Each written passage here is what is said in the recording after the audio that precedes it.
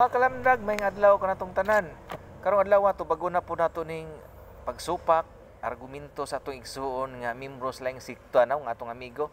Mingon siya siyang komento nga ngano man ang pirmi man nagabitay ang iyong Kristo sa cross. Patay ra day na inyo ang Kristo.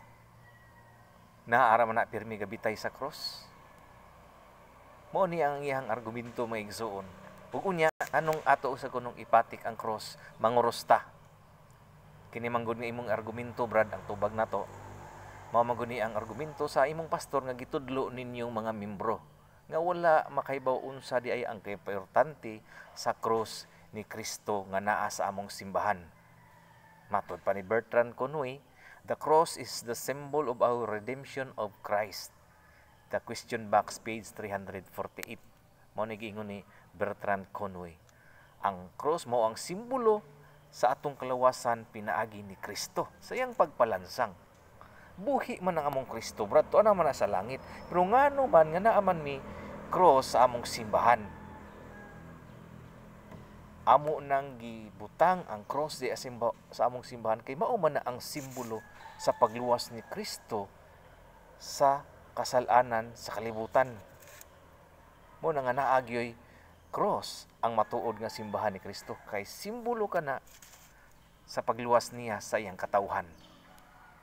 Muna nga sa 1 Corinto 1:18 para ninyo kanang cross kanang nasa mong simbahan, kanang cross nga ipatik na mo sa among lawas, kanang cross nga among ginasuot panahon sa among pagsaulog, gahuman na sa Dios.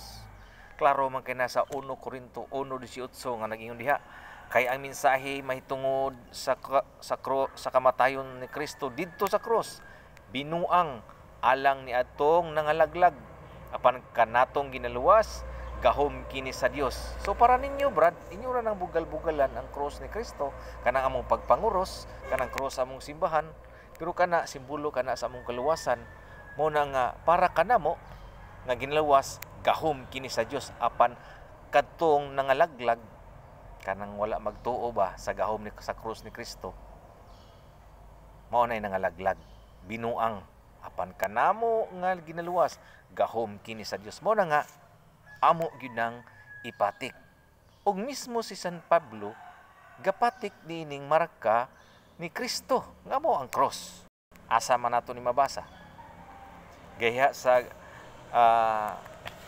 Galatians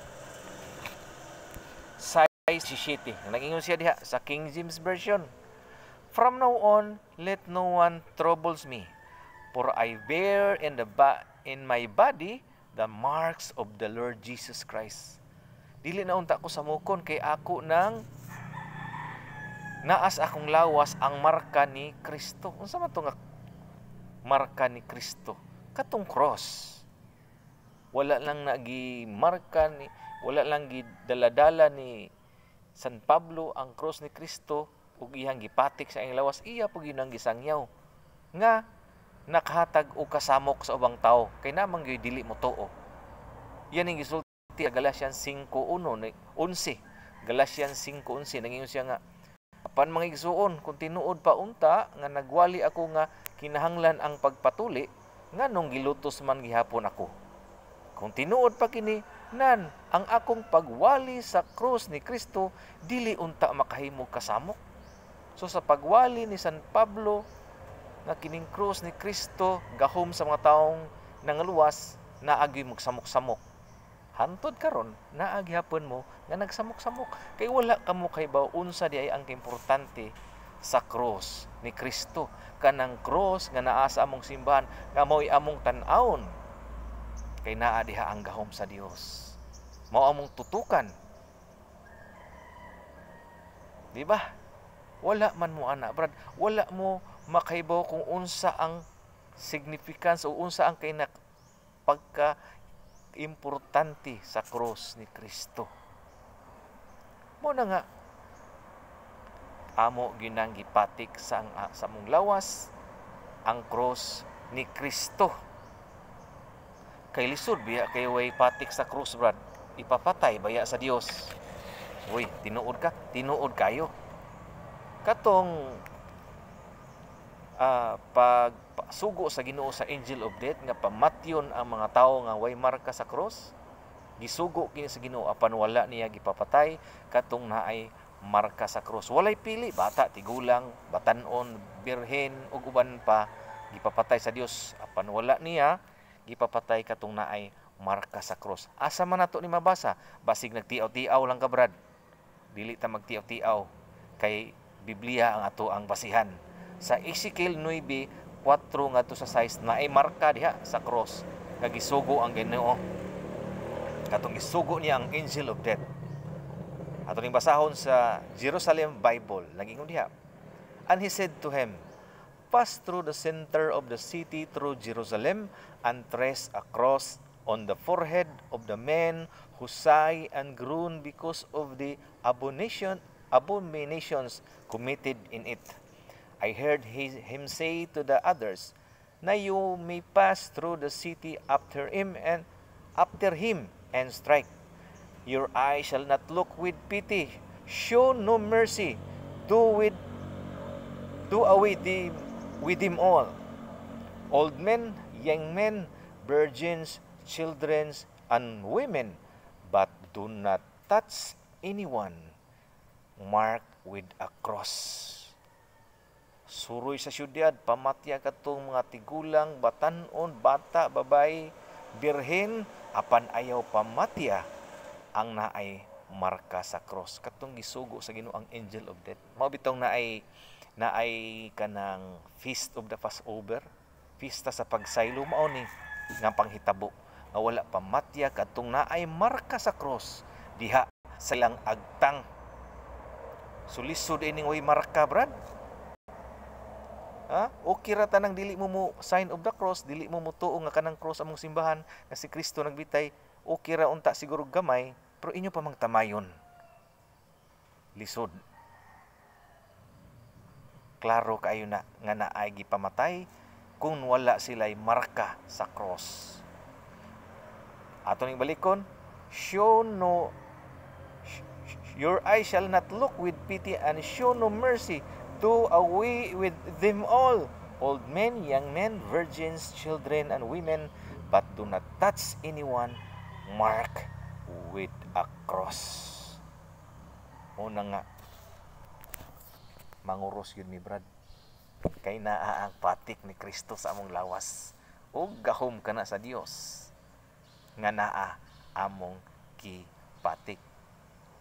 Ug mismo gidala-dala na ni San Pablo ang patik ni Kristo rin sang lawas ug iya pag yung gisangyaw. Muna nga luoy baya gyud, brad, sa atong panahon karon. Di ba kanang naay madisgrasya sa kadalanan nga amang ginay marka or timaan sa cross nga kanang lugar naay nadisgrasya diha og namatay. Timaan sa cross ang gibutang na gani mga bulak, naapoy mga kandila. Paghatag og respeto sa taong nadisgrasya dihang dapita. Ug biblikal biya ni brad. Kay luoy kayo ung walay marka uy timaan ang tao nga naa sa lubnganan. Luoy kayo kay tamak-tamakan ra. Lucas 11:44 nag-ingon diha, pagkaalaot gayud ninyo sama kamo sa lubong nga walay timaan, nga wala nay lamay nahibalo sa mga tao nga ila na diayng gitamakan. Ila na diayng gitamakan. So katong mga lubong nga walay simbolo sa kaluwasan sa cross ni Kristo, luoy kayo tamak-tamakan lang sa mga tao kay way sign dito sa cross. Diwa tanawa ng lubnganan karon. Uso naman ng ilubong sa yuta na agi cross diha sa may uluhan. Ug kita mo respeto gyud ta kay nga naman naay marka sa cross. Timaan nga naay namatay dihang dapita. Unya biblikal man ni gisugo man nga kinahanglan naagyoy mga timaan sa cross bisan sa sementeryo. Sa Ezekiel 39:15 sa King James Version nagingon diha, the search party will pass through the land, and when anyone sees a man's bone, he shall set up a marker by it, till the buriers have buried in it the valley of Gog. So butangan gyud og marker, brad, timaan. unsa mang timaan na? Unsa man ning everlasting sign? Mao kini ang cross ni Kristo. Naabay gisugo diha nga kinahanglan na ay everlasting sign? Naa. Deuteronomy 6:6 ngadto sa 9 nga na ay everlasting sign nga kinahanglan ipatik sa ato ang lawas ug itudlo sa ato ang mga kabatan-unan ug ato kini himuon bisag unsa nga ato ang ginatrabaho. Nagingon diha, ayaw ninyo kalamti kining mga balaod nga gihatag ko kaninyo karon.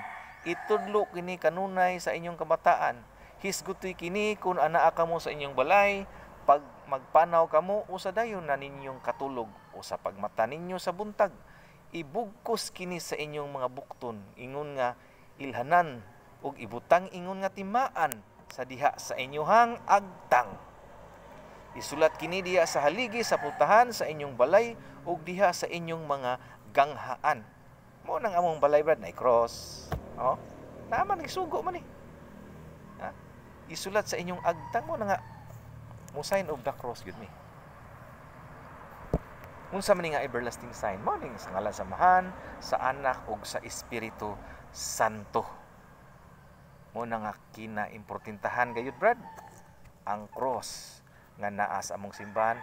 Dili patay si Kristo kundi naa mi cross sa among simbahan. Dili tungod nga patay si Kristo, patay ang among Kristo, kundi kanang cross nga naa sa among simbahan ug among gipatik, among gidaladala sa among lawas, simbolo kana sa kaluwasan nga gihimo ni Kristo sa iyang pagpalansang sa cross. Kay lisod ug walay patik ang tao kay pamatyon kini sa Dios.